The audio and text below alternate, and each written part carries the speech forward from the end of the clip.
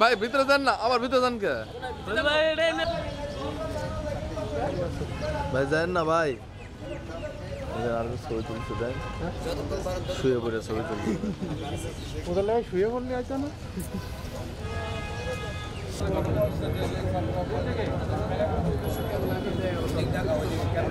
আমরা যাই না।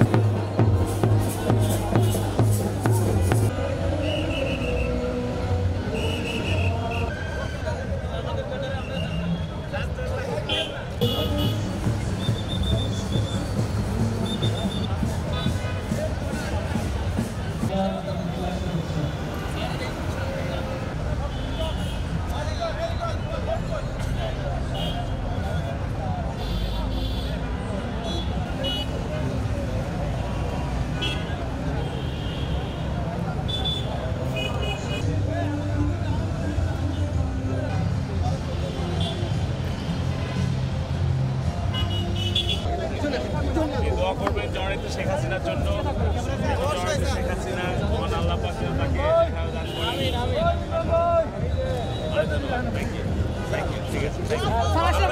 আমরা এদিক দিয়ে যে ওই খেজুর বাগান হাই ঘুরে আসবো বক্তব্য।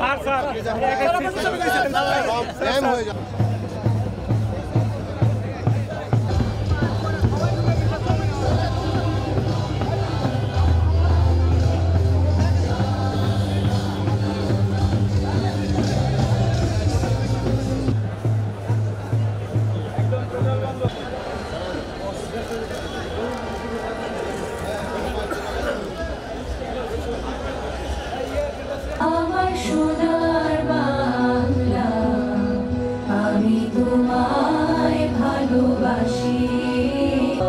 তোমার বাতাস আমি তো পাগল করে দেখেছি আমি কি শোভা কি আচল বিছায়।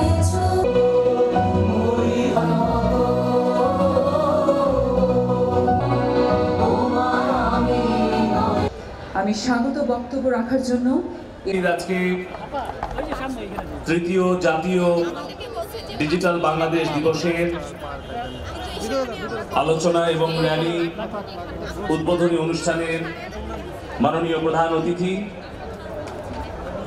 জাতীয় সংসদের মাননীয় স্পিকার, আমাদের সকলের প্রিয় শ্রদ্ধেয় ডক্টর শিরিন শারমিন চৌধুরী এমপি উপস্থিত আছেন, আমাদের ডাক টেলিযোগাযোগ ও তথ্য প্রযুক্তি মন্ত্রণালয়ের সংসদীয় স্থায়ী কমিটির মাননীয় সদস্যবৃন্দ, অন্যান্য ধর্মাবলম্বী যারা আছেন তাদের প্রতি আদাব। আজকে এই তৃতীয় জাতীয় ডিজিটাল বাংলাদেশ দিবসে আমরা আন্তরিকভাবে ধন্যবাদ এবং কৃতজ্ঞতা জ্ঞাপন করছি আমাদের আজকের প্রধান অতিথি মাননীয় স্পিকার মহোদয়ের প্রতি। কারণ 2017 সালে নভেম্বরে যখন মন্ত্রিসভার বৈঠকে মাননীয় প্রধানমন্ত্রী জননেত্রী শেখ হাসিনা, যিনি ডিজিটাল বাংলাদেশের রূপকার, তিনি যখন মন্ত্রিসভায় জাতীয় তথ্য যোগাযোগ প্রযুক্তি দিবস হিসেবে 12ই ডিসেম্বরকে পালনের জন্য অনুমতি প্রদান করেন, তখন 2017 সালে আমাদের প্রথম ডিজিটাল বাংলাদেশ দিবসের উদযাপনে প্রধান অতিথি হিসেবে উপস্থিত ছিলেন আমাদের প্রাণপ্রিয় নেত্রী এবং ডক্টর শিরিন শারমিন চৌধুরী মাননীয় স্পিকার।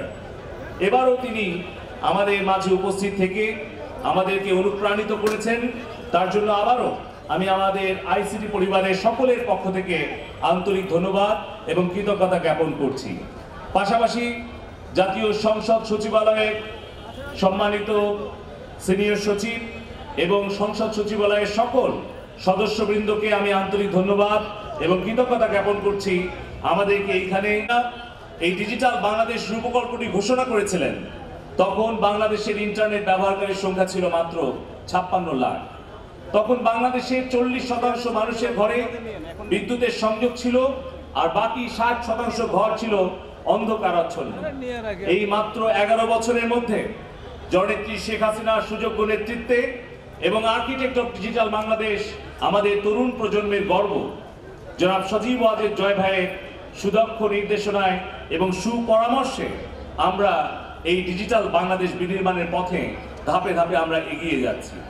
এখন বাংলাদেশে 10 কোটি ইন্টারনেট ব্যবহারকারী, বাংলাদেশের 95% ঘরে বিদ্যুৎ, বাংলাদেশের ইউনিয়ন পর্যন্ত high speed broadband fibre optic cable পৌঁছে দিয়েছেন জননেত্রী শেখ হাসিনার সরকার।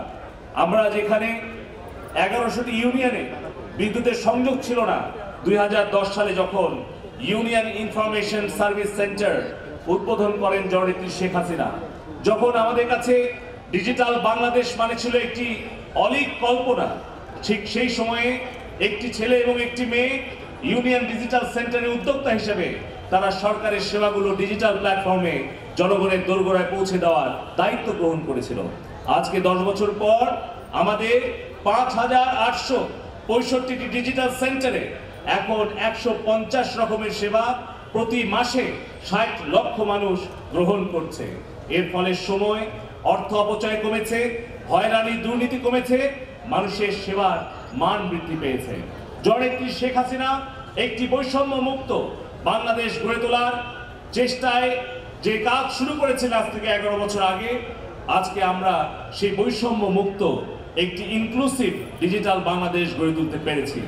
এটা শুধু আমাদের কথা নয়, 2018 সালে ওয়ার্ল্ড ইকোনমিক ফোরাম যখন তাদের সারা বিশ্বের ইনক্লুসিভ ডেভেলপমেন্ট ইন্ডেক্সটি তারা ঘোষণা করে, সেখানে বাংলাদেশের নাম তারা রেখেছে 34তম স্থানে। অর্থাৎ শহর এবং গ্রামের বৈষম্য দূর করে, নারী এবং পুরুষের বৈষম্য দূর করে, ধনী এবং দরিদ্রের বৈষম্য দূর করে, নবীন এবং প্রবীণের দূরত্ব কমিয়ে এনে আজকে বাংলাদেশকে প্রযুক্তি নির্ভর বৈষম্য মুক্ত একটি ডিজিটাল বাংলাদেশ হিসেবে গড়ে তুলেছেন জননেত্রী শেখ হাসিনা। আমাদের অর্জন অনেক রয়েছে, আমাদের সম্ভাবনাও অনেক রয়েছে। বাংলাদেশের 70% তরুণ যাদের বয়স 35 বছরের নিচে, প্রায় 4 কোটি ছাত্রছাত্রী রয়েছে যারা প্রাথমিক, মাধ্যমিক, বিশ্ববিদ্যালয়, মাদ্রাসা সহ বিভিন্ন শিক্ষা প্রতিষ্ঠানে পড়াশোনা করছে। আগামী 5 থেকে 10 বছরের মধ্যে এই কোটি কোটি তরুণ প্রজন্ম বাংলাদেশের অর্থনীতিকে সমৃদ্ধ করবে, বিশ্বের বুকে বাংলাদেশকে একটি প্রযুক্তি নির্ভর, জ্ঞান ভিত্তিক ডিজিটাল বাংলাদেশে পরিণত করবে। এই সম্ভাবনাগুলোকে আমরা যদি সংরক্ষণ করতে চাই, আমরা যদি নিরাপদ করতে চাই, আমাদের ব্যক্তি, প্রতিষ্ঠান, পরিবার এবং রাষ্ট্রীয় নিরাপত্তাকে আমরা যদি নিশ্চিত করতে চাই, তাহলে আমাদের সাইবার জগৎটাকে নিরাপদ করতে হবে। আজকে যে ডিজিটাল সেবাগুলো আমরা ডিজিটাল প্ল্যাটফর্মে জনগণের দোড়ায় পৌঁছে দিচ্ছি, আজকে যেই ডিজিটাল ট্রানজ্যাকশন 5 কোটি মানুষ মোবাইল ফাইন্যান্সিয়াল সিস্টেমের মাধ্যমে পাচ্ছে, digital wallet, online banking transaction, paperless office, এই সকল ডিজিটাল কার্যক্রমগুলোকে নিরাপদ করতে হলে আমাদের ডিজিটাল স্পেসটাকে নিরাপদ করতে হবে। আমরা দেখেছি 2012 সালে রামুতে কিভাবে একটি মিথ্যা অপপ্রচারকে কেন্দ্র করে শত শত বাড়িঘর পুড়িয়ে ফেলা হলো এবং জানমালের ক্ষতি করা হলো। সর্বশেষ 2019 সালে এসেও আমরা দেখলাম ভোলাতে 4টি নিরীহ প্রাণ দিতে হলো সেই কুচক্রী ষড়যন্ত্রকারীরা যারা দেশ বিরোধী চক্রান্তে তারা লিপ্ত থেকে মিথ্যা অপপ্রচার করে 4টি নিরীহ প্রাণ আমাদের ঝরে গেল। আমরা দেখেছি 1952 সালে ভাষা আন্দোলনের বিরুদ্ধে এরকম ভাবে মিথ্যা অপপ্রচার করা হয়েছিল, বলা হয়েছিল বাংলা একটি নির্দিষ্ট ধর্মের ভাষা। 71-এর মুক্তিযুদ্ধের ডাক যখন দিয়েছিলেন বঙ্গবন্ধু শেখ মুজিবুর রহমান, তখনও কিন্তু এই দেশ বিরোধী চক্রান্তকারীরা তারা অপপ্রচার চালিয়েছিল, মিথ্যা প্রচার করেছিল যে এই যুদ্ধ নাকি একটি ধর্মের বিরুদ্ধে যুদ্ধ। ঠিক একই রকম ভাবে যখন বঙ্গবন্ধুর স্বপ্নে সোনার বাংলা গড়ে তোলার জন্য জননেত্রী শেখ হাসিনা দিনরাত পরিশ্রম করে চলেছেন, এদেশের 16 কোটি মানুষকে একটি প্রযুক্তি নির্ভর ডিজিটাল বাংলাদেশ উপহার দিচ্ছেন, তখনও সেই উন্নয়ন কার্যক্রমকে বাধাগ্রস্ত করার জন্য একটি প্রতিক্রিয়াশীল চক্র এখনো সক্রিয় আছে। আমরা দেখেছি পদ্মা সেতু যখন নির্মাণ কাজ প্রায় শেষ, তখন পদ্মা সেতুর পিলার যখন নির্মাণ কাজ শেষ, তখন অপপ্রচার করা হচ্ছে, মিথ্যা কথা প্রচার করা হলো যে পদ্মা সেতুর পিলার বানাতে নাকি মানুষের মাথা লাগবে। এই অপপ্রচারের শিকার হয়ে আমাদের বেশ কটি নিরীহ প্রাণ ঝরে গেল। ছেলে ধরা বলে অপপ্রচার করে গণপিটুনি দিয়ে নিরীহ মানুষদেরকে হত্যা করা হলো। ফেসবুকে অপপ্রচার করা হলো যে কিভাবে আমাদের এই ভোলাতে ধর্মীয় অপপ্রচার উস্কানি দিয়ে 4টি প্রাণ নিয়ে নেওয়া হলো। এরকম ধরনের সামনের দিনেও অনেক ধরনের অপপ্রচার দেশ বিরোধী চক্রান্ত হতে পারে। তার জন্য আমাদের সজাগ থাকতে হবে। আর সেই অর্জন এবং আগামী দিনের সম্ভাবনাকে নিরাপদ রাখার জন্য, আমাদের ভবিষ্যৎ প্রজন্মের জন্য একটি নিরাপদ ডিজিটাল বাংলাদেশ গড়ে তোলার জন্য আমাদের এবারের জাতীয় ডিজিটাল বাংলাদেশ দিবসের মূল প্রতিবাদ্য হচ্ছে সত্য মিথ্যা যাচাই আগে, ইন্টারনেটে শেয়ার পরে। আপনাদের কাছে একটা প্রশ্ন রাখতে চাই, নিউ মিডিয়া আর নিউজ মিডিয়া এই দুইটার মধ্যে পার্থক্য আছে। ফেসবুকে আমি আপনি যাই দেখবো সেটা যেন আমরা বিশ্বাস না করি, আমরা যেন আগে যাচাই করি, তারপরে যেন সেটা শেয়ার করি অথবা বিশ্বাস করি। আপনারা দেখে শুনে বিশ্বাস করবেন না, নিজেরা যাচাই করে তারপরে সেটাকে আপনারা শেয়ার করবেন। এটাই হচ্ছে আপনাদের কাছে অনুরোধ। সবশেষে আমি বলতে চাই, মিথ্যা আমাদের সবচেয়ে বড় শত্রু। মিথ্যা সকল কিন্তু অপরাধের উৎস। মিথ্যা ধর্মীয় ভাবে এটি পাপ, মিথ্যা বলা যেরকম মহাপাপ, আইনগত ভাবেও মিথ্যা অপপ্রচার করা হচ্ছে অপরাধ। তাই এই পাপ এবং অপরাধের বিরুদ্ধে আমাদের ধর্ম বর্ণ নির্বিশেষে ঐক্যবদ্ধ হয়ে জননেত্রী শেখ হাসিনার নেতৃত্বে আমাদের সজাগ থাকতে হবে। আসুন আমরা প্রযুক্তি নির্ভর একটি জ্ঞান ভিত্তিক ডিজিটাল বাংলাদেশ বিনির্মাণের জন্য জননেত্রী শেখ হাসিনার পাশে থাকি এবং সত্য মিথ্যা আগে যাচাই করি, তারপরে আমরা ইন্টারনেটে শেয়ার করি।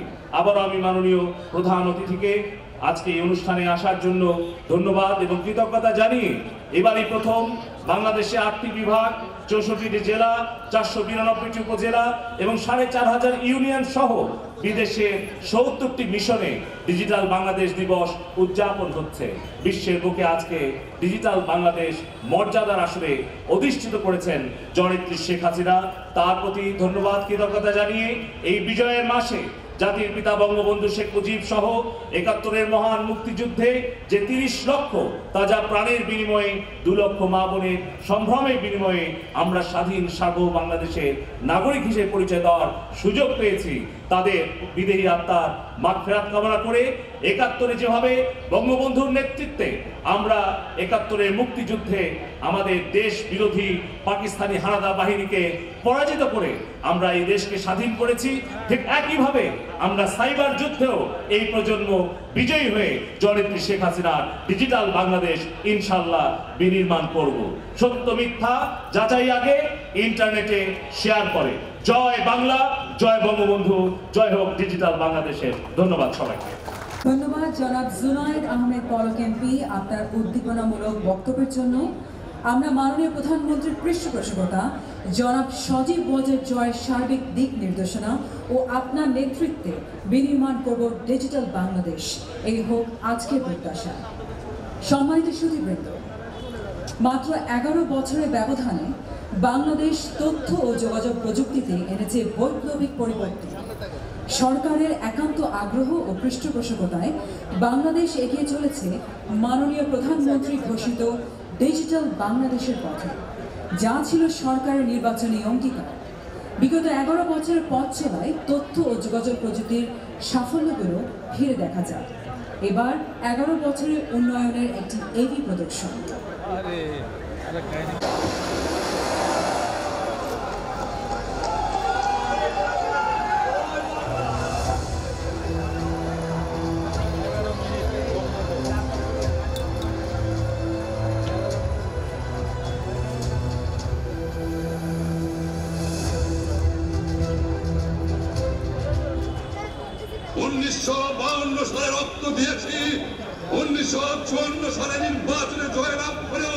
তলিতে বসতে পারি নাই।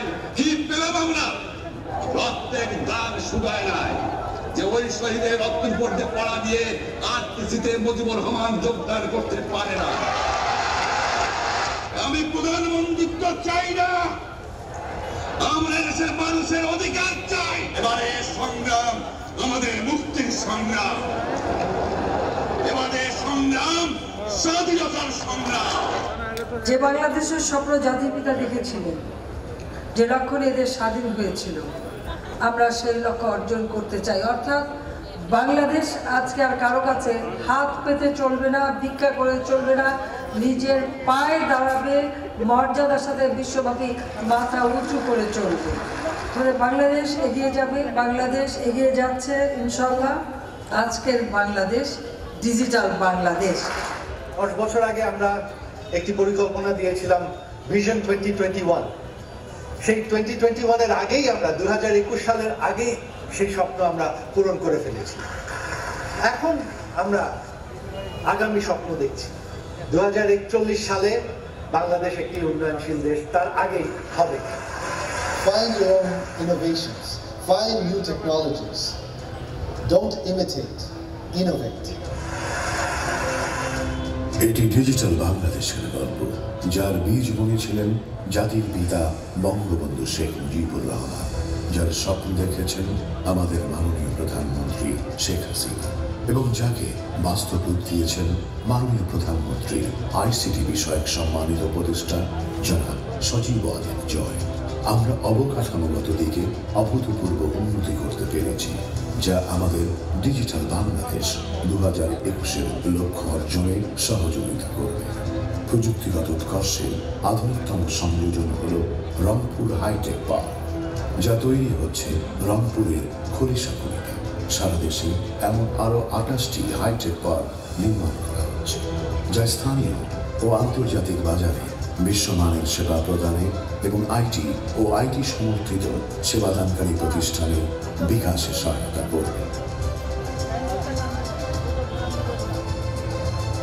নাটোরের শেখ কামাল আইটি ও ইনকিউবেশন সেন্টার একটি আধুনিক সংযোজন, যার লক্ষ্য হল দক্ষতা উন্নয়ন এবং নতুন উদ্যোক্তা তৈরি। ডিজিটাল সেক্টরে দক্ষতা উন্নয়নে এ সরকার বরাবর বিশেষ গুরুত্ব দিয়ে এসেছে। এখন পর্যন্ত সারা দেশে স্থাপন করা হয়েছে 7,880 শেখ রাসেল ডিজিটাল ল্যাব এবং 43,000 মাল্টিমিডিয়া ক্লাসরুম। 10,500 জন মহিলাকে প্রশিক্ষণ দিয়ে উদ্যোক্তা হিসেবে গড়ে তুলছে শি পাওয়ার প্রজেক্ট। অন্যান্য সফল প্রকল্পের মধ্যে রয়েছে লার্নিং অ্যান্ড আর্নিং প্রজেক্ট এবং skill development for games and apps.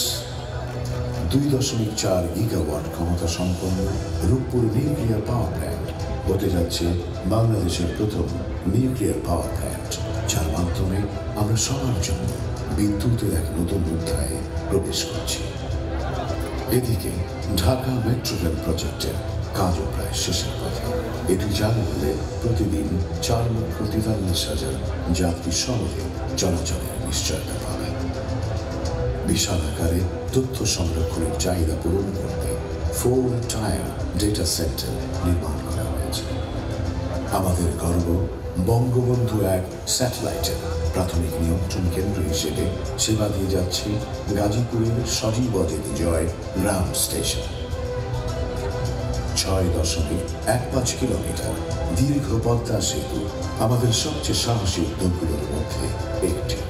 দেশের মূল অর্থনীতির সাথে যুক্ত হওয়ার লাখো মানুষের যে স্বপ্ন, তাকে ধারণ করে আছে এই সেতু। দেশ জুড়ে ইন্টারনেটকে সবার জন্য আরো সহজলভ্য করেছে 1,20,000 কিলোমিটারের অপটিক্যাল ফাইবার সেট। ডিজিটাল সংযুক্তি স্থাপনের জন্য নেয়া $1 বিলিয়ন প্রজেক্টটি দ্রুতগতির ইন্টারনেটকে প্রতিটি নাগরিকের দোরগোড়ায় পৌঁছে দেবে।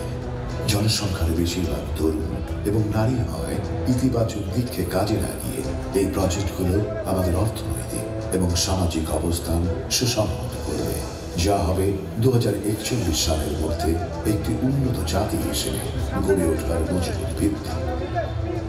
বর্তমান সরকার আইসিটি খাতকে একটি গুরুত্বপূর্ণ খাত হিসেবে চিহ্নিত করেছে এই খাত থেকে 2023 সালের মধ্যে রপ্তানিতে $5 বিলিয়ন আয় এবং 1 মিলিয়ন কর্মসংস্থান সৃষ্টির লক্ষ্যমাত্রা নির্ধারণ করেছে।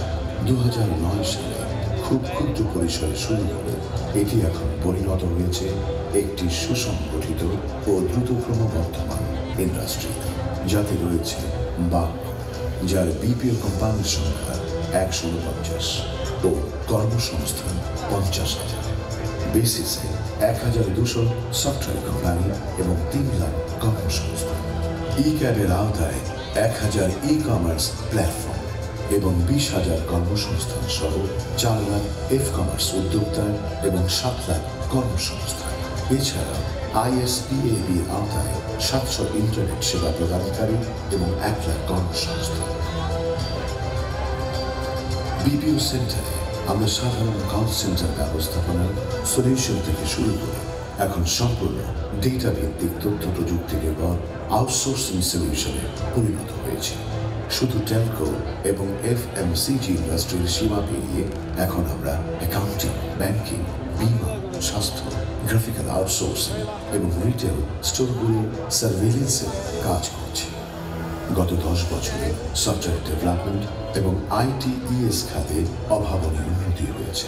আমরা এখন আমাদের তৈরি পণ্য এবং সেবা রপ্তানি করছি বিশ্বের 60টিরও বেশি দেশে। হার্ডওয়্যার খাতের উন্নয়নের জন্যও সরকার গুরুত্বপূর্ণ পদক্ষেপ গ্রহণ করছে, যার ফলে এদেশেই এখন বিশ্বমানের রিসার্চ অ্যান্ড ডেভেলপমেন্টের দেখা মিলছে। ফলশ্রুতিতে জনগণ এখন উচ্চমানসম্মত ও সাশ্রয়ী মূল্যের ডিভাইস ও সলিউশনের সাথে সেরা সার্ভিসও উপভোগ করতে পারছে।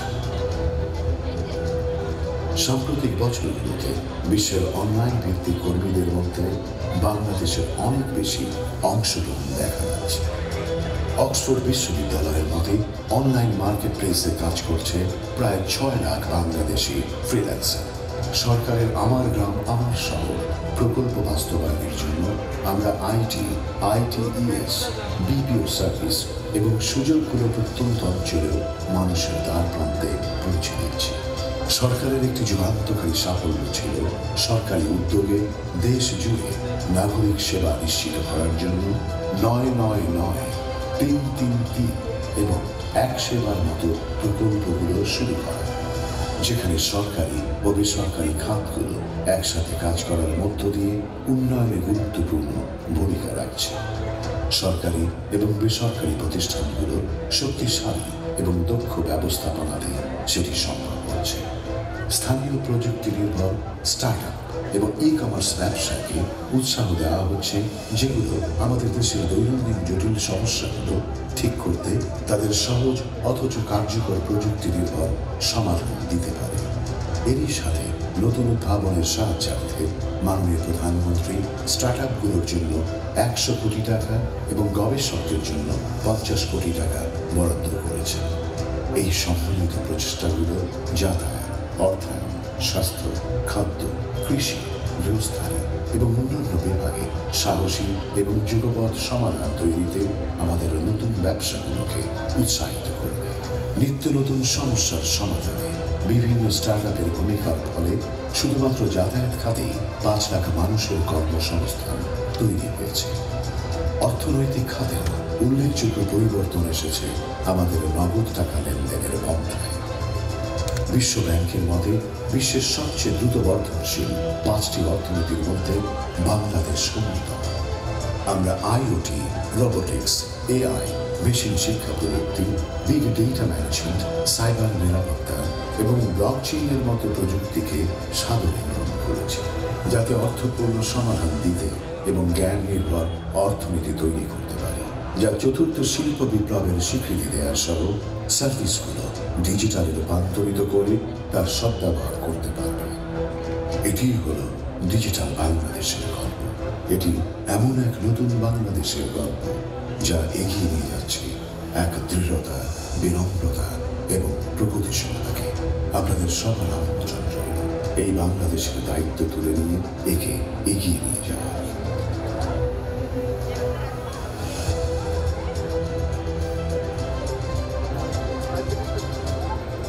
প্রধানমন্ত্রী ঘোষিত উন্নত বিশ্বের প্রবেশ খুব দূরে নয়। প্রযুক্তির যথাযথ ব্যবহার আমাদের নিয়ে যাবে কাঙ্ক্ষিত লক্ষ্যে। এই পর্যায়ে বক্তব্য প্রদানের জন্য আমি বিনীতভাবে অনুরোধ করছি আজকের অনুষ্ঠানের সম্মানিত সভাপতি জনাব NM জিয়াউল আলম, সিনিয়র সচিব, তথ্য ও যোগাযোগ প্রযুক্তি বিভাগ।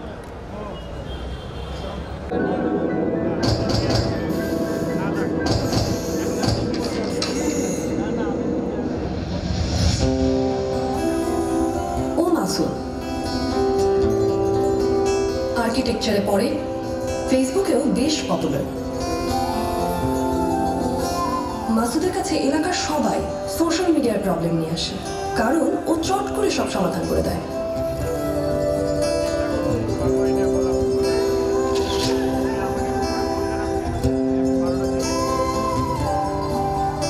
সবকিছুই ভালো চলছিল, কিন্তু সোশ্যাল মিডিয়ায় শুধু একটা ভুল ক্লিকে এলোমেলো হয়ে গেল মাসুদের জীবন। গত রাতে ও শেয়ার করা অসত্য কন্টেন্টে ঘটে গেছে এক ভয়ানক সহিংসতা। আর আমি গতকাল রাতে ঘটে যাওয়া ঘটনার শিকার। আমার কিছু ব্যক্তিগত ছবি এডিট করে রসালো আর ফেক নিউজ করার কারণে আমার পরিবারের উপর আক্রমণ করা হয়। আপনাদের নিশ্চয়ই এসব ছবি শেয়ার করতে খুবই ভালো লাগে। বন্ধু বান্ধবের মধ্যে একটা হাসি তামাশার খোরাক পান আপনারা। আমি না হয় মুখ বুঝে সহ্য করি, কিন্তু সমাজ এই অসুস্থতা আর কতদিন মেনে নেবে? আজকের এই পৃথিবীতে মানুষের চেয়েও ইন্টারনেট কন্টেন্টই বেশি সংবেদনশীল। তাই শেয়ার করার আগে একবার ভাবুন, যা করছেন ঠিক করছেন তো? মনে রাখবেন, সত্য মিথ্যা যাচাই আগে, ইন্টারনেটে শেয়ার পরে। মারাত্মক সহিংসতা, তাই আমাদেরও সকলে সচেতন হতে হবে।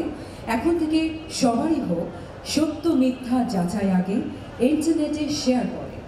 আজ বাংলাদেশ জেগে উঠেছে এক নতুন বিপ্লবে। সমৃদ্ধির সোপান এই তথ্য ও যোগাযোগ প্রযুক্তির সহায়তায় আমরা বাস্তবায়ন করব জাতির পিতার স্বপ্ন তথা এক সুখী সমৃদ্ধ বাংলাদেশ। এখন বক্তব্য রাখবেন আজকের অনুষ্ঠানের প্রধান অতিথি, গণপ্রজাতন্ত্রী বাংলাদেশ সরকারের জাতীয় সংসদের মাননীয় speaker doctor Shirin Sharmin Chowdhury MP। December মাস আমাদের বিজয়ের মাস। 16ই ডিসেম্বর মহান বিজয় দিবসকে সামনে রেখে আজকের এই আয়োজন। আমি বিজয়ের এই মাসে প্রথমেই শ্রদ্ধাভরে স্মরণ করি সর্বকালের সর্বশ্রেষ্ঠ বাঙালি জাতির পিতা বঙ্গবন্ধু শেখ মুজিবুর রহমানকে। আমি গভীর শ্রদ্ধা জানাই 30 লক্ষ মহান শহীদ এবং 2 লক্ষ মা বোনের প্রতি, যাদের আত্মত্যাগের বিনিময়ে আমরা পেয়েছি একটি স্বাধীন সার্বভৌম বাংলাদেশ। বিজয়ের এই মাসে আরেকটি সাফল্যগাথা দিন হচ্ছে 12ই ডিসেম্বর, এবং এই 12ই ডিসেম্বরে আজকে আমরা উদযাপন করছি তৃতীয় ডিজিটাল বাংলাদেশ দিবস 2019। আপনারা ইতিমধ্যেই জেনেছেন যে এই তৃতীয় ডিজিটাল বাংলাদেশ দিবসের ঘোষণাটি সবচেয়ে প্রথমে মন্ত্রিসভায় আসে 2017 সালে।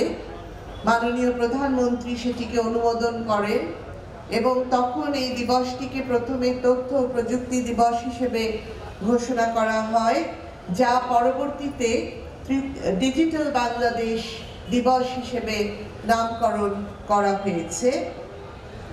আজকের এই বিশেষ দিনে বাংলাদেশ জাতীয় সংসদের এই চত্বরে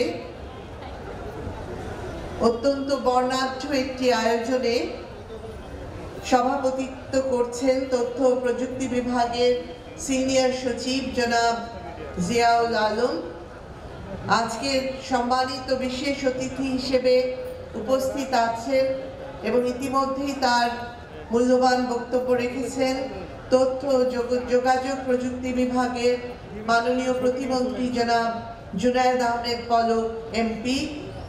আমাদের মাঝে উপস্থিত আছেন জনাব কবির বিন আনোয়ার সচিব, যিনি একসময় A2I প্রকল্পের প্রকল্প পরিচালক হিসেবে দায়িত্ব পালন করেছেন। জনাব আনিক চৌধুরী A2I প্রকল্পের পলিসি অ্যাডভাইজার, সামনে উপবিষ্ট সংসদীয় স্থায়ী কমিটির সম্মানিত সভাপতিবৃন্দ, মাননীয় সংসদ সদস্যবৃন্দ, তথ্য যোগাযোগ প্রযুক্তি বিভাগ এবং মন্ত্রণালয়ের সংশ্লিষ্ট সকল কর্মকর্তা কর্মচারীবৃন্দ, গণপ্রতিনিধিবৃন্দ, গণমাধ্যম প্রতিনিধিবৃন্দ, সম্মানিত আমন্ত্রিত অতিথিবৃন্দ, আসসালামু আলাইকুম। শুভ সকাল এবং সকলকে জানাই বিজয় মাসের শুভেচ্ছা ও অভিনন্দন। আমি অত্যন্ত আনন্দিত যে আজকের এই আয়োজনে আপনাদের মাঝে উপস্থিত হওয়ার একটি বিরল সুযোগ ঘটেছে। আমরা সকলেই জানি যে তথ্য ও প্রযুক্তি খাতে বিশ্ব মানচিত্রে বাংলাদেশকে আজকে একটি সম্ভাবনাময় দেশ হিসেবে প্রতিষ্ঠিত করার মূলে যে প্রথম পদক্ষেপটি গৃহীত হয়েছিল সেটা ছিল 2008 সালের 12ই ডিসেম্বর বাংলাদেশ আওয়ামী লীগের নির্বাচন ইশতেহারে ডিজিটাল বাংলাদেশ পরিকল্পনা উন্মোচন, এবং সেই পরিকল্পনাটি সেদিন উন্মোচন করেছিলেন মাননীয় প্রধানমন্ত্রী শেখ হাসিনা। এই ডিজিটাল বাংলাদেশ নামক শব্দ দুটির সাথে তখন থেকেই আমাদের পরিচয়, এবং ধীরে ধীরে তথ্য ও যোগাযোগ প্রযুক্তির মাধ্যমে সরকারি সেবা জনগণের দোরগোড়ায় পৌঁছে দেয়া, তৃণমূল পর্যায়ে তথ্য প্রযুক্তির অভিনব উদ্ভাবনকে কাজে লাগিয়ে মানুষের জীবনমান উন্নয়ন, মানুষের জীবনকে আরও গতিশীল এবং সহজ করা, এবং তার মধ্য দিয়ে টেকসই একটি প্রযুক্তি নির্ভর অগ্রসর বাংলাদেশ গড়ে তোলাই ছিল সেই নির্বাচনী ইশতেহারে ডিজিটাল বাংলাদেশের মূল পরিকল্পনা। আর আমরা জানি যে এই ডিজিটাল পরিকল্পনাটি আমাদেরকে উপহার দিয়েছেন মাননীয় প্রধানমন্ত্রী তথ্য যোগাযোগ প্রযুক্তি বিষয়ক উপদেষ্টা জনাব সজীব ওয়াজেদ জয়। তারই চিন্তা প্রসূত আজকের এই ডিজিটাল বাংলাদেশ। এই পরিকল্পনার মধ্যে আজকে আমরা দৃশ্যমানভাবে যে দেখতে পাচ্ছি, সরকারি ও বেসরকারি খাতে আধুনিকায়ন, স্বয়ংক্রিয় ব্যবস্থা চালু, সারা দেশে ইন্টারনেট সংযোগ, মোবাইল ফোনের ব্যবহার, আইটি পণ্যর মাধ্যমে রপ্তানির মাধ্যমে আয় উপার্জন, জাতীয় শিক্ষাক্রমে আইসিটি শিক্ষা সংযোজন, আইসিটি প্রশিক্ষণ সহ ব্যাপক কর্মসূচি সারা বাংলাদেশে পরিচালিত হচ্ছে, এবং নাগরিকদের কাছে ডিজিটাল সেবা প্রদান এবং তাদের কাছে সকল ধরনের সুবিধা আজকে সারা বাংলাদেশে শুধু শহর ভিত্তিক নয়, কিন্তু প্রধানমন্ত্রীর ঘোষণা যে সকল গ্রামকে শহরে পরিণত করা এবং শহরের সকল সুবিধা, নাগরিক সুবিধা প্রত্যন্ত অঞ্চলে পৌঁছে দেওয়ার যে অঙ্গীকার, তারই সহযোগী এবং সহায়ক হিসেবে আজকে 5000-এরও অধিক ইউনিয়নগুলোতে ডিজিটাল ইউনিয়ন সেন্টার স্থাপন করা হয়েছে। সেখান থেকেও মানুষ এই সেবা তথ্য প্রযুক্তি ব্যবহারের মাধ্যমে গ্রহণ করে চলেছে। আজকে আমরা যদি একটু তুলনামূলক চিত্র দেখি, কেননা আমরা আজকে তৃতীয় ডিজিটাল বাংলাদেশ দিবস উদযাপন করছি, এবং এর যাত্রা শুরু হয়েছে খুব অল্প সময়, কিন্তু এই অল্প সময়ে অর্জন কিন্তু ব্যাপক।